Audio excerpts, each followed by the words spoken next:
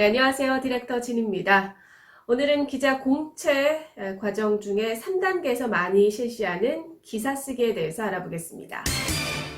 기자한테 있어서 기사 쓰기 가장 기본이겠죠. 이 기사 쓰기를 테스트하는 데 있어서 유형이 굉장히 여러 가지가 있습니다. 워낙 좀 분량이 많아서 이거는 이 두 개의 강의로 나눠서 진행을 해 보도록 하겠습니다.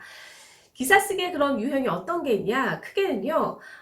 보도자료를 기반으로 해서 단신이나 리포트 쓰라, 뭐 요게 있고요. 그리고 현장 리포팅 기사를 써봐라, 아니면 인터뷰 기사를 써봐라, 아니면 르포 기사를 써봐라, 또 아니면 기사 기획서나 계획서 이런 거를 작성해봐라. 크게는 이렇게 나눌 수가 있는데요.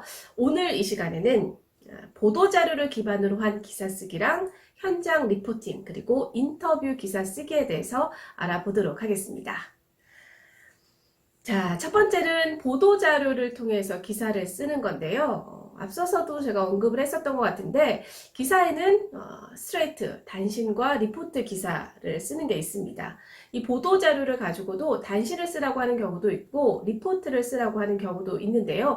자세히 어떻게 쓰는지는 제가 이것도 따로 강의를 만들어서 알려드릴 거고요. 우선은 이 보도자료를 통해서 쓰는 거 어떤 식으로 쓰는지를 제가 간략하게 말씀을 드리면요.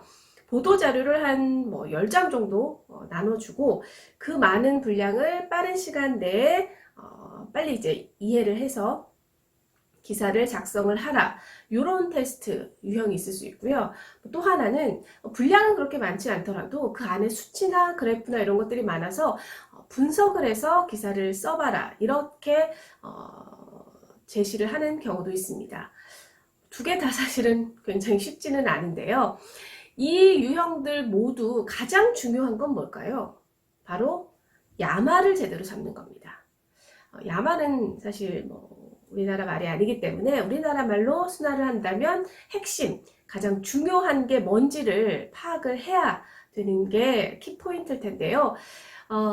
사실 이 야마 잡는 게 쉽지는 않습니다. 그래서 여러분들이 평상시에 조금 이 보도자료 같은 것을 보면서 빨리빨리 야마 잡는, 그러니까 핵심을 빨리빨리 잡는 훈련을 좀 했으면 좋겠습니다. 그렇다면 저희도 묻겠죠. 그럼 보도자료는 저희가 뭐 쉽게 구할 수 있느냐? 라고 물어본다면 여러분 이 정부 부처의 홈페이지들이 있잖아요. 그 안에 들어가 보시면 이 보도자료라는 이 링크가 아마 따로 있을 겁니다. 그래서 그 안에 들어가 보시면 실제로 현재 기자들도 그 자료를 보면서 쓰는 그 기본이 되는 토대가 되는 그 자료들이 있습니다. 그걸 보고 여러분들이 실제로 한번 기사를 써 보시기 바랍니다. 물론 이 현재 기자처럼 굉장히 스킬 있게 기사를 쓸 수는 없겠지만 그래도 야마를 딱 잡는 훈련들은 많이 해보면 분명히 늘 수밖에 없거든요. 그리고 제가 팁을 하나 더 드린다면 그 자료, 똑같은 자료를 현직 기자도 보고 기사를 쓰는 거기 때문에 본인이 먼저 그 자료를 보고 기사를 한번 써보세요. 제목도 한번 뽑아보시고요. 그 내용 중에 내가 가장 중요하게 생각하는 게 뭔지를 한번 뽑아보고 기사를 한번 써보시기 바랍니다. 그리고 난 다음에 검색을 한번 해보세요. 실제 현직 기자들은 과연 그 내용을 가지고 어떻게 기사를 썼는지 비교를 해보는 겁니다. 나는 이게 중요하다고 생각해서 이거를 제목으로 뽑았는데 실제 현직에 있는 기자들은 뭘 제목으로 뽑았는지 그리고 뭐가 가장 중요하다고 생각을 하고 기사를 썼는지 그걸 계속해서 보고 본인 것을 체크를 해보고 이런 것들을 반복하다 보면 실력이 늘 수밖에 없습니다. 그래서 보도자료를 가지고 이 기사를 쓰는 이러한 테스트를 준비하기 위해서는 여러분이 실제로 한번 계속해서 기사를 써보라 이렇게 저는 추천을 해드리고 싶습니다. 네, 다음은 두 번째로 현장 리포팅 기사를 써봐라 인데요. 이 현장 리포팅 기사는 어떤 게 있을까요?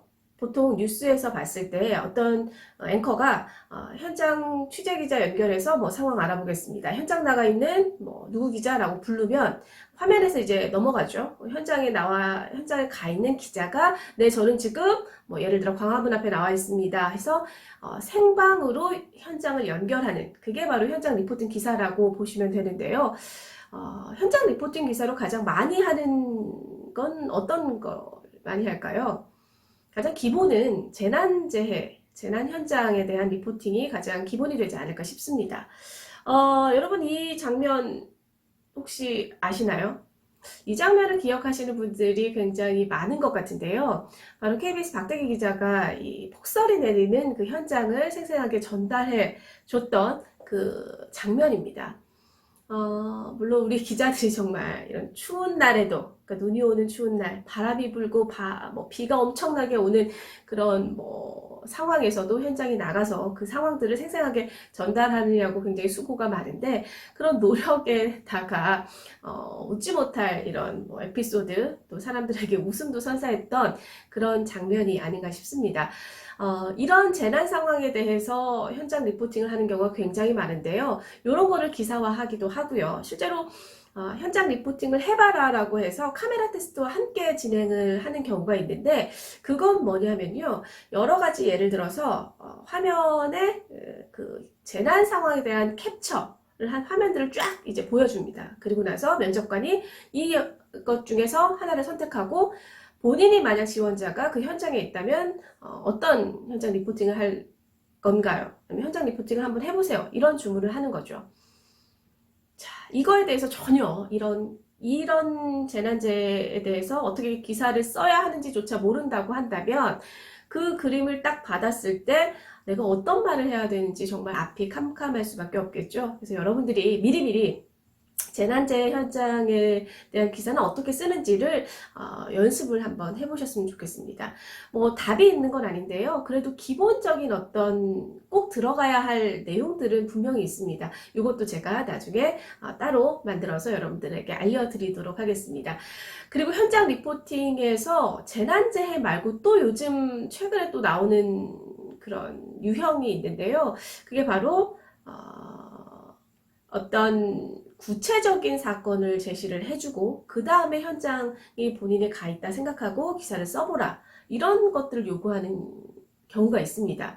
채널A가 이런 문항들이 좀 있는데, 예를 들면 채널A가 2017년도에는 박근혜 전 대통령 그때 그 선거를 앞두고 본인이 이제 법원 앞에 나가 있다라고 가정을 하자, 그리고 나서 현장 리포팅을 한번 써보십시오 라는 문항들이 있었고, 2018년도에는 고유정 그 2심 선거를 앞두고 본인이 그 법원 앞에 나가 있다, 현장 리포팅 기사를 써봐라, 이런 뭐 문제를 제시한 적이 있습니다.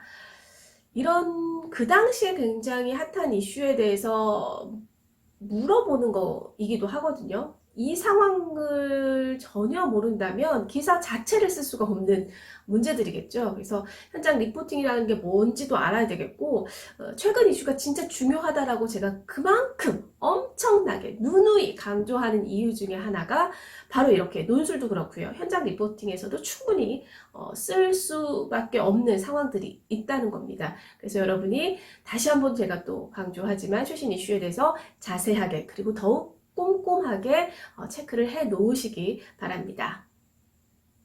세 번째는 인터뷰 기사 작성하기입니다. 여러분, 기자는 어떤 사람일까요? 국민들을 대신해서 국민들이 궁금해하는 걸 물어보는 사람 아닐까요? 그러니까 정말 국민들이 궁금해하는 게 뭔지를 알아야 되는 사람이기도 하고, 그만큼 많은 질문을 해서 답을 얻어야 하는 사람이기도 합니다. 이게 그만큼 이 상대방에게 얼마나 제대로 된 질문을 하는지가 굉장히 중요한데요. 예를 들어 봅시다. 문재인 대통령이 신년을 맞아서 기자들과 함께 기자회견을 했습니다. 만약 여러분들에게 문제로 당신이 문재인 대통령과 인터뷰를 한다고 가정하고 10가지를 질문해야 한다면 어떤 질문을 하겠느냐, 이런 문항을 여러분들이 받았다고 합시다. 여러분은 어떤 질문을 하실 건가요?